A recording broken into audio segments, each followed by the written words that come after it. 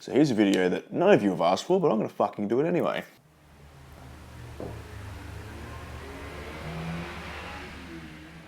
Oh yeah, it's fucking sick, burn out the Honda Civic, cunt. Fucking gronks.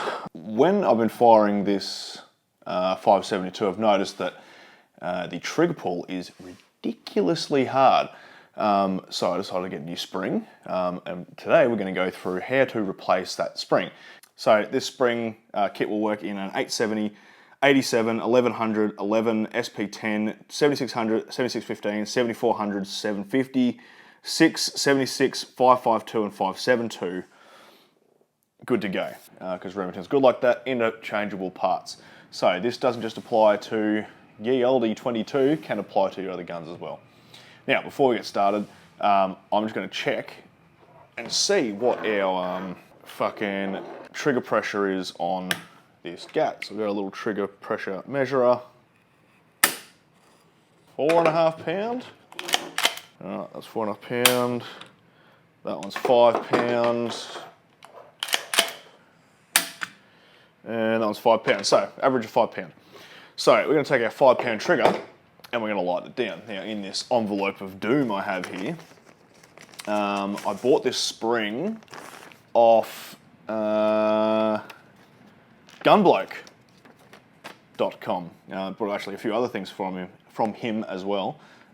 If you're looking for gun parts, accessory kits, particularly flash hiders and muzzle brakes, definitely look up Gunbloke because he's pretty well priced.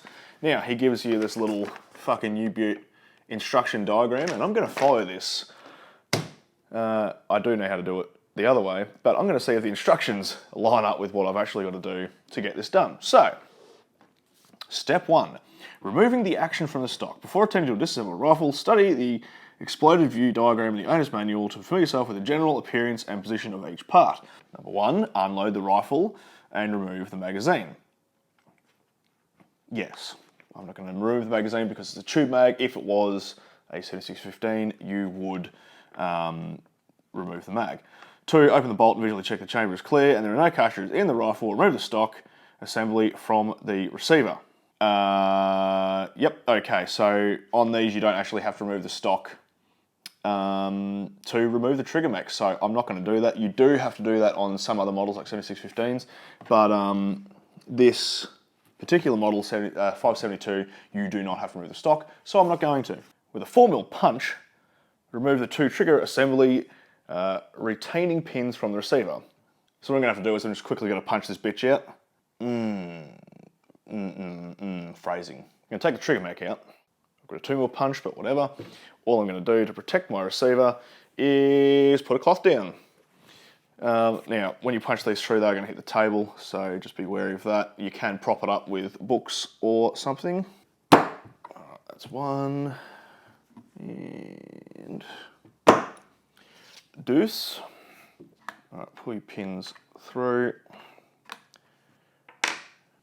Come on, you bastard. Hey, there we go. We have punched our 2 pins out. Remove the trigger assembly from the receiver. Alright, just like that. Oh, put that fucker down over there. That's your trigger mech. It's always important to have it cocked and on safe to remove it, otherwise it can be a pain in the dick, and you don't want that. Alright, next, remove the trigger spring from the trigger assembly. Alright, so this little bad boy down in here, hopefully this other camera can see it. Use a pointer, cunt. Alright, that spring there, that's what we're replacing. To remove that, just pops straight out. Put that to the side. Here's our new one in this fucking fancy little holder. Now, tension. Alright, that's the tension of the old one. And that is the tension of the new one. So, a fuckload lighter, and I'm interested to see what that actually does for our thing. I'm going to try and do this so you can see in the camera here. Alright, you can see, use a pointer, cunt. Little knob there, and there's a little knob on the back of the trigger assembly there. And obviously that's what comes off your hammer like that. So that's the sear, back of the sear assembly. Alright, so put that back in, put it on one side, push it down, put it right in like that. Alright, fucking good to go. that's pretty much it. All right, let's go on with, he's got 3 more steps here, so I wonder what they are. Number 4, replace the trigger spring with the new gun block spring. Okay, we've done that. Number 5, next lift the hammer and cock the trigger assembly. Well, we've already got that cocked because it's already locked, but whatever. Actually, in his diagram, he's had the hammer decocked and he's pulled it out. There's no need to have that decocked. You can just have it cocked and on safe, it's fine. 6, refit the trigger assembly back into the action and check the alignment of the retaining pins and put the pins back in, is essentially what he says just there. All right, so let's get this. All right, so that end in first. All right, just like that. All right, fat pin goes in back. Small pin that goes in front. Let's give that a bit of a wiggle to ensure correct alignment. Oh yeah. There we go. Ah, you fucker.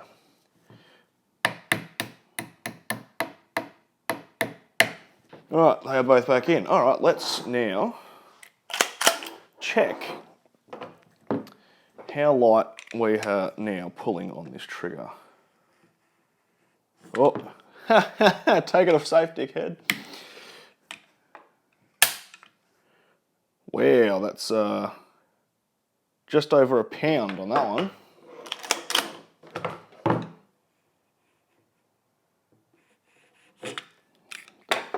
Fuck is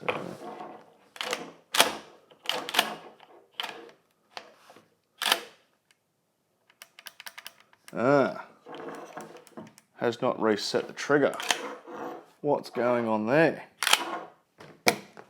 Oh, yep, on the floor, good one. Oh, and the other one on the floor. Fuck yeah, killing it.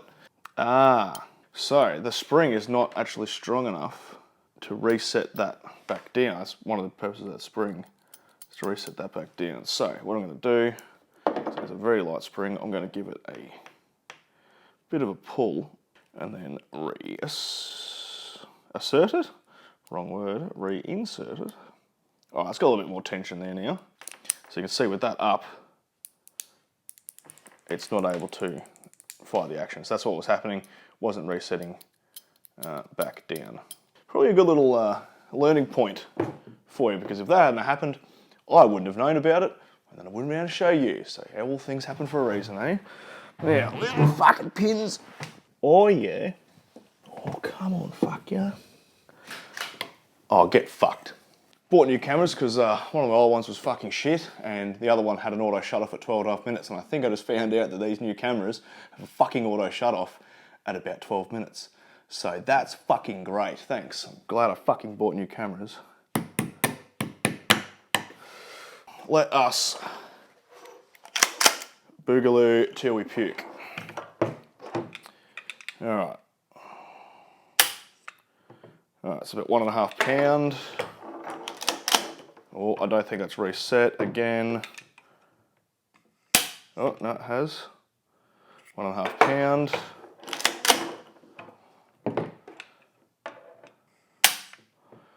£1.5.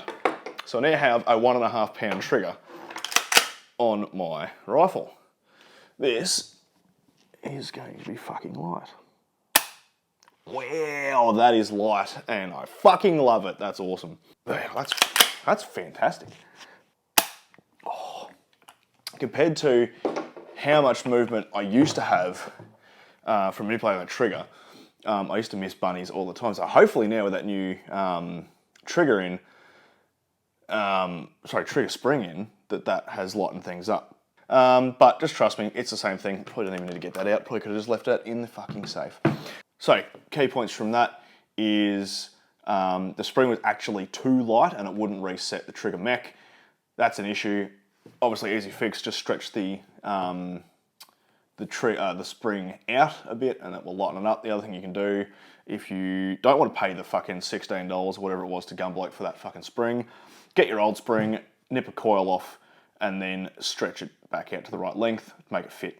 Or just don't, and just pay this cunt $16.